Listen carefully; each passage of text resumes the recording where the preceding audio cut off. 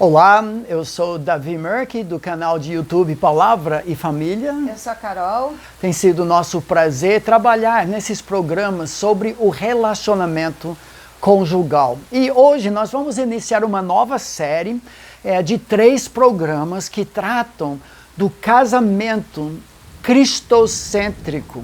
Talvez seja uma ideia diferente do que você já tem ouvido, infelizmente.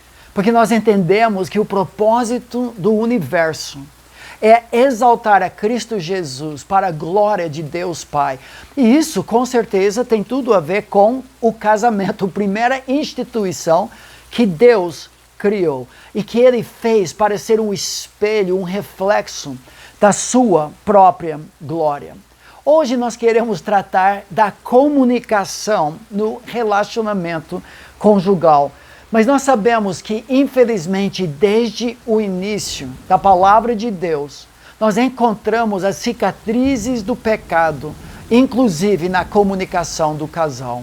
As tempestades afligem as famílias. Nós estamos até falando em meio a uma grande tempestade e talvez você ouça durante o nosso programa alguns trovões. Isso só vai servir para acentuar a importância daquilo que estamos falando.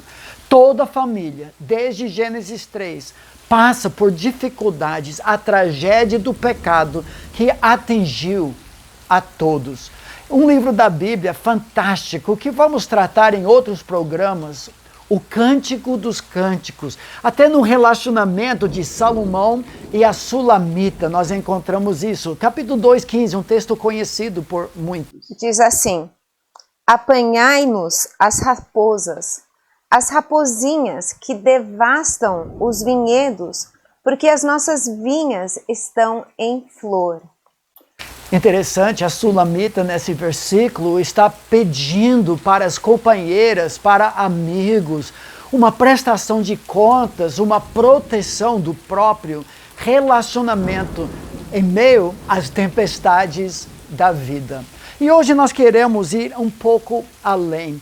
Por causa desses problemas que afligem casamentos em que o egocentrismo acaba tirando o outrocentrismo, ou seja, o cristocentrismo do meio do lar. Tem esse esfriamento em vários casamentos. Sim, muitas vezes o que nós chamamos do primeiro amor, com o tempo ele vai diminuindo, vai sendo esquecido. Aquilo que era tão normal no namoro, no noivado, no início do casamento, querer sempre estar junto, usar palavras carinhosas, dar muita atenção para o outro, querer sempre fazer aquilo que ele gosta, e daí com o passar do tempo já não é tão cômodo, a gente fica preguiçoso, esquecido, não percebemos tanto as coisas positivas, vemos mais as coisas negativas. E com o passar do tempo, muitas pessoas vão perdendo esse primeiro amor. Mas quando nós falamos sobre essa ideia de casamento cristocêntrico, tem um certo argumento lógico que eu gostaria de deixar com vocês. É um silogismo, ou seja, um argumento que tem premissas e uma conclusão lógica que segue. Em primeiro lugar, nós podemos dizer que nós glorificamos a Deus quando parecemos com seu Filho, Cristo Jesus, assim como o Pai se orgulha quando o Filho o imita, ou que outras pessoas elogiam o próprio Filho. Em segundo lugar, segunda premissa, nós parecemos com Cristo Jesus quando vivemos uma vida outrocêntrica. Nós temos vários textos bíblicos que falam que a essência da vida de Cristo é uma vida vivida para abençoar outros. Por exemplo, Marcos 10:45 é clássico. Diz assim: pois o próprio Filho do Homem não veio para ser servido, mas para servir e dar a sua vida em resgate por muitos. Jesus quer viver a vida dele através de nós. Jesus é o único capaz de viver a vida cristã, porque é a vida de Cristo. E essa vida, por essência, é uma vida vivida visando abençoar outros, a começar com o próprio cônjuge. Filipenses 2 é outro texto clássico que ilustra isso um pouco. Fala, nada façais por partidarismo ou vanglória, mas por humildade, considerando cada um os outros superiores a si mesmo. Não tenha cada um em vista o que é propriamente seu, senão também cada qual o que é dos outros. Também em vós o mesmo sentimento que houve também em Cristo Jesus. Então nós glorificamos a Deus Pai quando nós vivemos a vida do seu Filho, Cristo Jesus. Parecemos com Ele. Parecemos com Cristo Jesus quando vivemos a vida dele, não na nossa própria força, mas abençoando outros como fomos abençoados. A conclusão em tudo isso, quando o nosso casamento manifesta o outrocentrismo de Cristo, nós glorificamos a Deus Pai.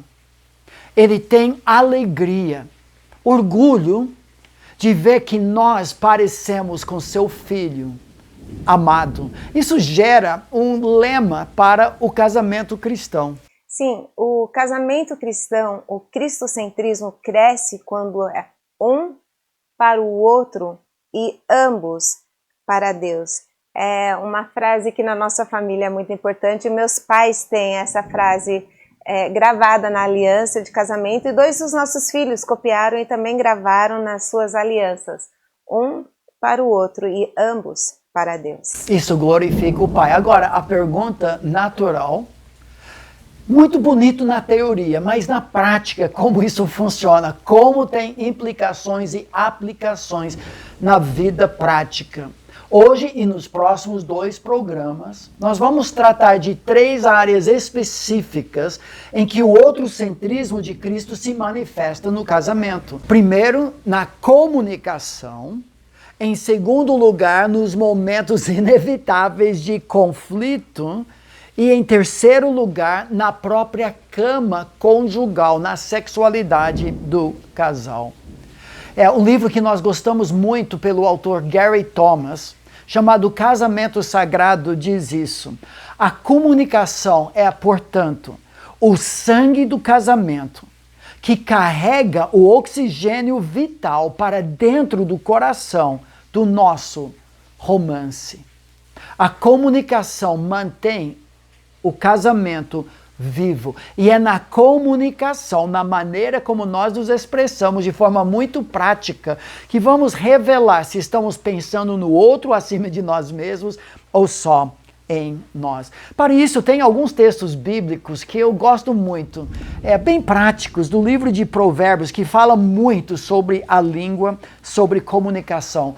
Provérbios 18, 1 e 2 diz assim: o solitário, a pessoa isolada, uma ilha, busca o seu próprio interesse, o oposto do outrocentrismo, do cristocentrismo, e insurge-se contra a verdadeira sabedoria. Ele é tolo, ela é tola. O insensato não tem prazer no entendimento, ou seja, em ouvir o que o outro está dizendo, senão em externar o seu interior. Isso acontece muitas vezes quando conhecemos uma pessoa nova. Nem ouvimos o nome da pessoa, porque já estamos pensando o que eu vou falar, o que a pessoa pensa a meu respeito. Um outro texto no mesmo capítulo, Provérbios 18, versículo 13, diz isso: responder antes de ouvir é estutícia e vergonha. São alguns de tantos textos que falam do outrocentrismo, de ouvir, de prestar atenção, de não querer só externar o seu interior. Em um dos nossos livros sobre casamento, nós trabalhamos 10 mandamentos para a comunicação outrocêntrica que revela o coração de Cristo. Esses mandamentos podemos compartilhar que poderiam fazer uma diferença tremenda na comunicação do seu lar. Primeiro mandamento: não guardarás mágoas no teu coração de um dia para o outro. A ideia de não se pôr o sol sobre a vossa ira. Número 2, não levantarás a tua voz em nenhuma discussão. Isso só acelera o conflito. Não usarás termos ou nomes negativos na tua discussão. Ah, mas isso é estúpido. É esse tipo Isso de mesmo. coisa que ofende a pessoa desnecessariamente. 4, não falarás para outros as falhas do seu cônjuge, não para os filhos, não para a mãe, não para os sogros, mais ninguém. Não usarás o sexo como arma contra seu cônjuge. Exatamente o oposto do propósito da sexualidade.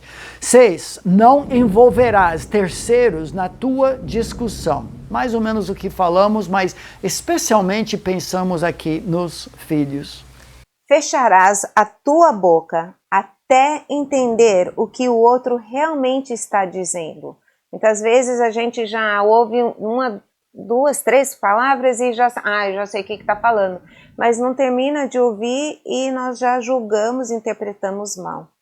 Separarás um tempo diário para compartilhar e conversar. Também é outro hábito transformador. Podemos fechar o programa falando um pouco mais sobre isso. Criarás bons hábitos de comunicação e gastarão tempo juntos. E finalmente, procurarás ajuda quando não conseguir resolver seus problemas juntos. Como nos deixa tristes, até recentemente, um casal que temos investido muito, mas deixou problemas acumularem e no fim, quando finalmente revela, é praticamente difícil reverter aquela situação. Que tristeza. Mas uma disciplina que já trabalhamos nos programas sobre educação de filhos, chamado Tempo de Sofá, que tem nos ajudado muito, e mais uma vez queremos deixar porque isso pode ajudar muito. A ideia é muito simples, é investir tempo juntos, uns 10, 15 minutos no final da tarde, quando os dois se encontram em casa, cada um conversando, falando tudo que aconteceu durante o dia, estão na mesma página, sabe? Qual o humor da pessoa, quais foram os desafios, as dificuldades, as bênçãos durante o dia. E depois disso, separar, investir nas crianças, fazer lanche e tudo mais. E é um tempo em que vocês dois estão comunicando, mas num momento em que os filhos estão percebendo que o relacionamento conjugal é prioritário, porque é a primeira coisa que mamãe e papai fazem quando estão juntos, é investir no relacionamento um com o outro. E isso dá uma segurança muito grande para os filhos também.